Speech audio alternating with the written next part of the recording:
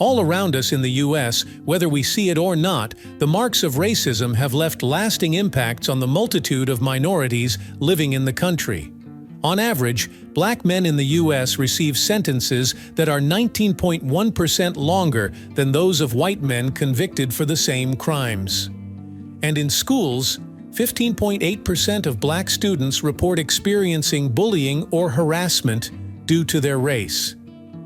There is hope, however, with African American-owned businesses starting up at a rate 6 times higher than the national average and being the fastest-growing segment in the female-owned business market. Despite all of our strides, our nation still grapples with its racist past, and it is important to note how our history affects the very cities and towns we live around. This list may be shocking to you, as not only are some of the towns unexpected, but the history behind them can be disturbing. While this list may be uncomfortable, it is important to highlight them in order to force these locations to be accountable. Compiling this list is difficult because while higher instances of hate crimes could be explained by population or a greater welcoming of diversity, that is not always the case. Instead, this list will be compiled by multiple types of evidence, such as statistical information, the history of the town, and its current moves toward being more accepting. It is important to note that not all of the residents of these places are racist or share a role in the history that made this town. In fact, some are even trying to make an impact and fight for racial justice. If your town is on this list, consider trying to be a part of the change that is needed. Now let's get into America's most racist towns. With this list being in no particular order, number 1 is Harrison, Arkansas. Set in Boone County in northern Arkansas, Harrison is right on the border of Missouri. Historically, the town is set in a slave state, and it gained notoriety by being the center of the Harrison race riots of 1905 and 1909. During this time, the town violently removed all but one black man to create an all-white community. Now, this town has been dubbed the most racist town in America, with no help from a viral video made by Bob Bliss. The video, titled "Holding a Black Lives Matter Sign in America's Most Racist Town," showed him receiving direct death threats and racial slurs, despite Bliss being a white man himself. The video covers 3 days of abuse, all provoked just by a sign promoting racial equality. While many residents have been challenging this reputation, their attempts are often overshadowed by the fact that the town serves as the headquarters and mailing address for the Ku Klux Klan. In an attempt to rid itself of its legacy, the town established a community task force in 2003 to combat racism by removing offensive billboards. This task force has appeared to receive a lot of support, with one petition to remove a particular billboard receiving over 8,000 signatures.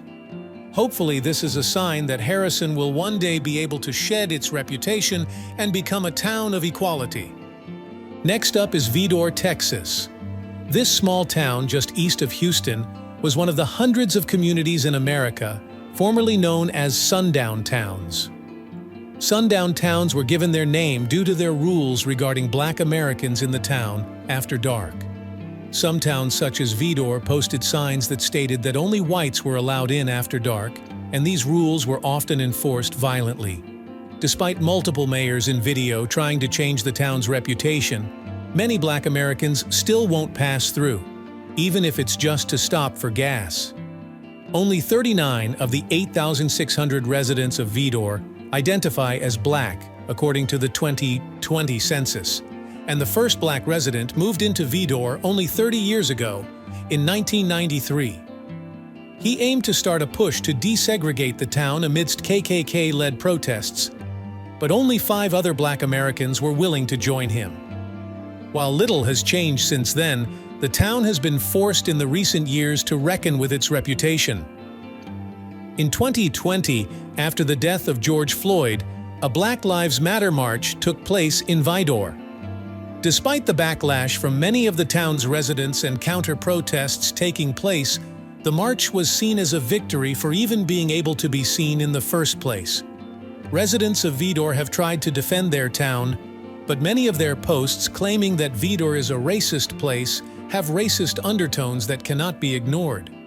Vidor has work to do, but recent protests have created a spark of hope for this Texas town. Number 3 seemingly comes out of nowhere. Leith, North Dakota hardly counts as a town with only 29 residents to its name. That being said, the town gained notoriety when it was visited by a white nationalist by the name of Craig Cobb. Cobb moved into Leith and bought up 12 plots of land, encouraging his like-minded followers to move to Leith.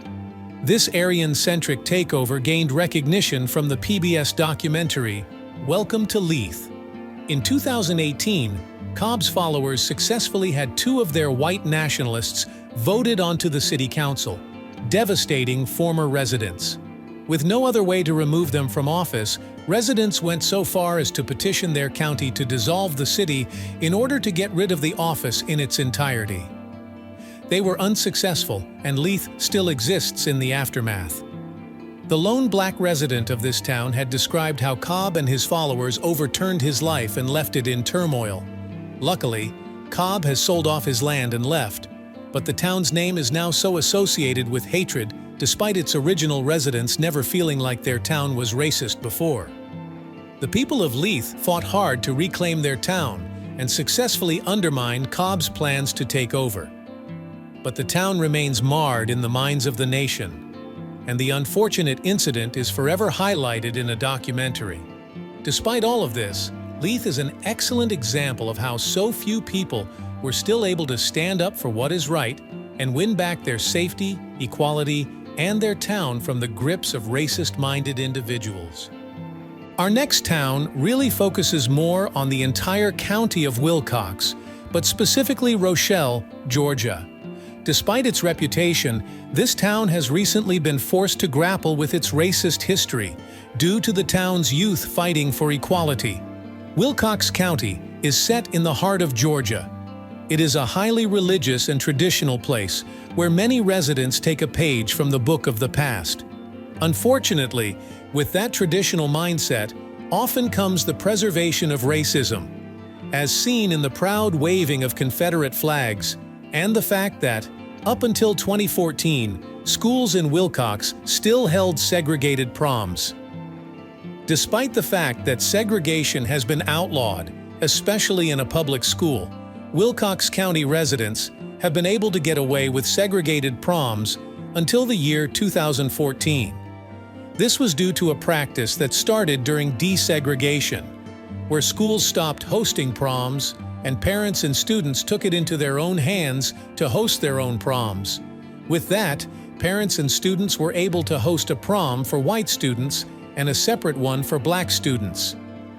It is hard to imagine in a county that is comprised of more than a third of black residents, segregation was able to continue to occur despite all of the efforts to combat racism. It was the students of Wilcox County High School in Rochelle, Georgia, who were able to change this outdated practice. Just 4 students, 2 of whom were black and 2 who were white, created a Facebook page in 2014 to petition the school to return to hosting an official prom, where students of all backgrounds would be able to attend. They were successful in not only shedding light on the ugly problem that plagues Wilcox County, but they were also able to change the town's old ways. Wilcox has a long way to go, but its youth are working hard to ensure that it remains on the right track. Number 5 is a shocking one. Crown Heights, Brooklyn, a neighborhood set within New York City, has a spot on our list. New York City as a whole has been considered the height of racial progress and enlightenment. It is home to many immigrant success stories, and a variety of minorities and cultures have made their homes there. However, hate crimes have been on the rise, with New York City's going up 76%. While some attribute this to new task forces that make it easier for people to report hate crimes, the result is still alarming coming from a city that prides itself as the pinnacle of diversity. Having a bigger population is not an excuse for more hate crimes, and New York City cannot hide behind that. But why Crown Heights specifically? Historically, the neighborhood has been a refuge for Hasidic Jews fleeing Europe. It was put on the map, however, after race riots began in 1991 between black and Jewish residents. These particular riots have been immortalized in the play Fires in the Mirror, which has been performed worldwide and aired on PBS. Jewish Americans constantly find themselves in a racial gray zone in America. Historically, they have been discriminated against and have not been given the privileges that white Americans have. And yet, they are often lumped in with white Americans anyway. In the face of anti-Semitism, Jewish Americans find themselves ignored due to being considered white. The COVID-19 pandemic highlighted the problems within Crown Heights after the Jewish population was disproportionately affected. Despite this, local officials in Crown Heights and the media are frequently accused of trying to cover up the rampant anti-Semitism, often defending themselves by trying to explain that the anti-Semitism residents experience isn't really anti-Semitism. For change to happen in Crown Heights, media and local offices need to be accountable for the problems the neighborhood is having and recognize what needs to be done to make it once again a safe place for Jewish Americans. Number 6 is another surprise. States such as California are not often pictured when we think of the traditional racist towns in the American South or predominantly white rural areas. Yet California has a history of racism within the state, such as the race riots and sundown towns that were riddled throughout Los Angeles. While LA is able to escape our list due to its rather large population, California's 5th largest city, Fresno, is unable to do the same. Despite being a single city, anyone who enters Fresno would think that the city is cut in half. The western half of Fresno comprises of a population that is 2/3 Latino and 1/5 Black. This half of Fresno appears to be neglected, with pothole-ridden roads and overfilling landfills.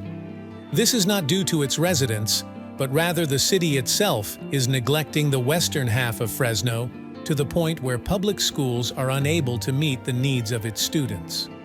Not only that, but residents of Western Fresno face discrimination from their neighbors on the other half of the city. One student recalls that she was called racial slurs by her white teachers, who also complained about not wanting to be on the western side of Fresno. More than half of the residents of West Fresno live below the poverty line, compared to 27% of the rest of the city. Western Fresno, neglected by its city, remains fraught with racial violence and accusations of racism amongst school boards. This residential segregation that leads to neighborhoods predominantly comprised of people of color, neglected by its government, was caused due to the historic practice of redlining. While it has been outlawed for 50 years, redlining, a legal process in which people of color were denied mortgages and deeds for housing to ensure that whites were able to live in white-only neighborhoods, has left its mark even now. While laws have changed, the legacy has not, and we are left with two very different sides of Fresno, dividing the city in half. City's residents are making strides by acknowledging Fresno's history, but without government action, Western Fresno may remain cut off from its neighboring half. While Wisconsin is regularly voted one of the best states to live in with its low crime, healthcare access, and high-quality school system, Milwaukee falls 7th on our list. As we confront racism head-on, it's important for cities such as Milwaukee to truly make sure that all of its amenities are benefiting all of its residents. The seemingly great schools of Milwaukee also suspend its Black students at more than twice the rate of the national average, all for similar offenses as its white students. Its schools also have the highest achievement gap in the country. And yet, the needs of Milwaukee's Black students go ignored, as many Americans view Wisconsin as a very white state, despite 40% of Milwaukee's population being made up of Black residents. And the racial disparities don't stop at the schools. Wisconsin has the highest incarceration rates of Black men in the country.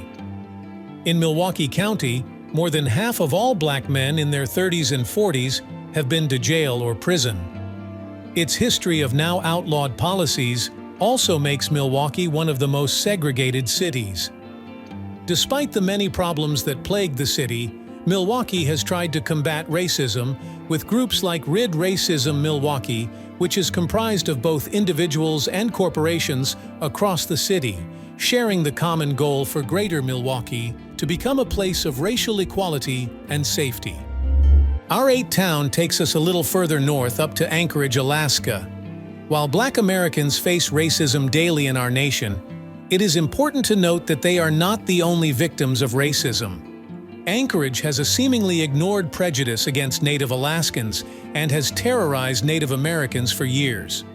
Though Alaska Natives make up only 16% of the population, they make up almost a third of all homicide victims, and Anchorage leads Alaska in violent crime statistics. Black Americans are also affected by violent crime, making up 10% of all homicide victims despite being only 4% of the population. Anchorage's violent crimes are a crisis, especially for Alaska Native women. Despite this, hardly any resources have been put towards solving these crimes. The murder of Brandon Erlmeyer, also known as Old Man Raven by his Tlingit name, is a great example of this. Despite over 6 years having passed since his murder, no moves to arrest anyone have been made as of 2023. Not only has his case gone seemingly cold, but the site built to memorialize him has been vandalized by arson attempts and bullets. His case highlights the epidemic of crimes against Alaska Natives, many of which are left to go cold. Not only are minorities in danger of violent crimes, but they also face a harsh school system. Black students receive failing grades at times that of white students, while Native Alaskans receive flailing grades at 3 times that of their white counterparts, highlighting the achievement gaps in the Anchorage School District. Native Alaskan children also suffer from lack of access to technology, as well as instructional inequities to them being frequently classified as English language learners due to English not being the primary language in their home. Alaskan Natives have been around long before Alaska was integrated into statehood in 1959, and so many of their native languages are still spoken at home.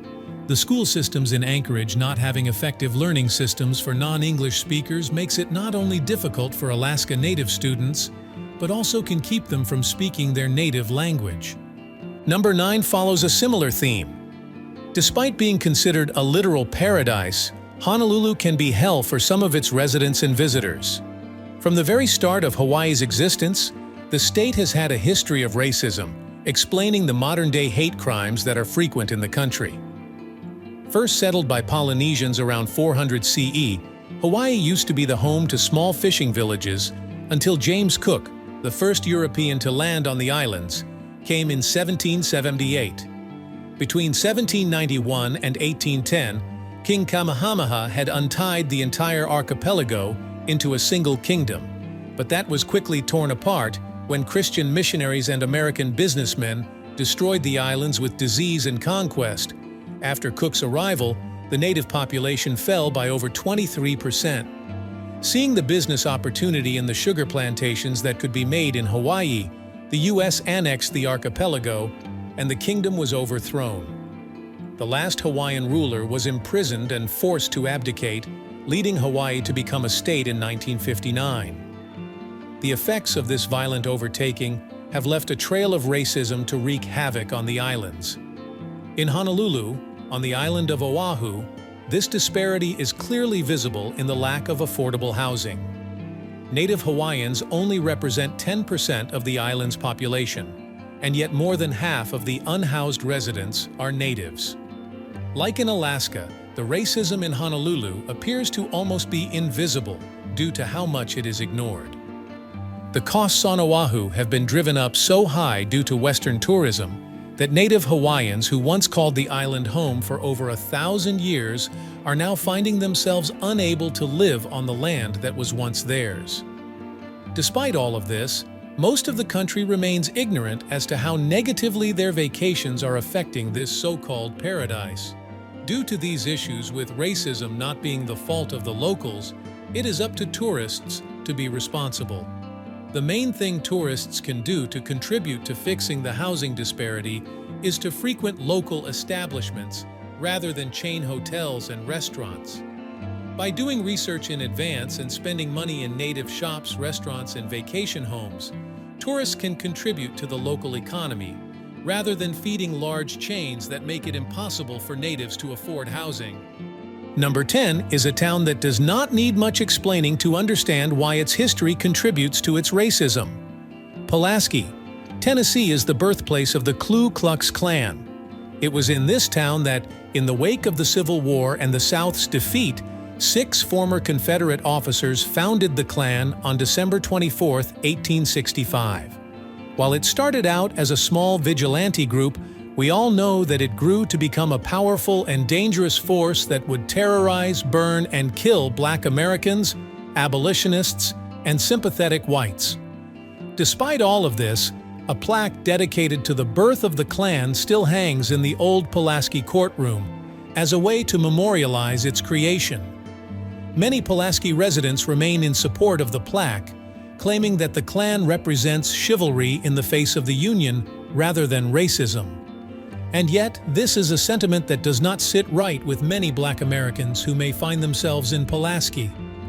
However, work is being done to honor minorities in the town through both social action and even art.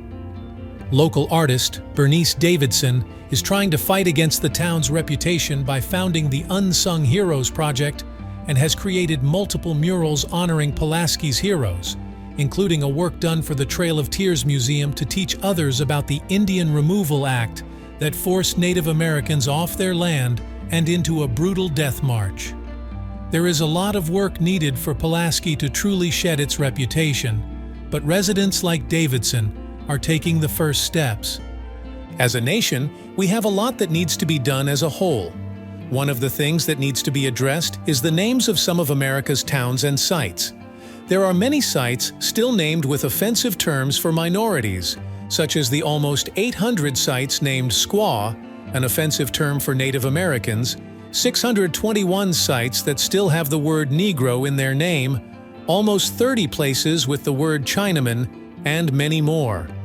There are also 12 counties named after the Confederate president and Southern Civil War general, meaning that thousands of Black American students must attend schools named after prominent slaveholders and leaders of the Confederacy. We have a long way to go still, but we should also acknowledge how far we have come without forgetting our history. Thank you for watching this video. For more videos like this one, consider liking and subscribing so we can continue making more content. Did any of these locations surprise you? Let us know in the comments below. As always, thank you for joining us, and we hope to see you in the next video.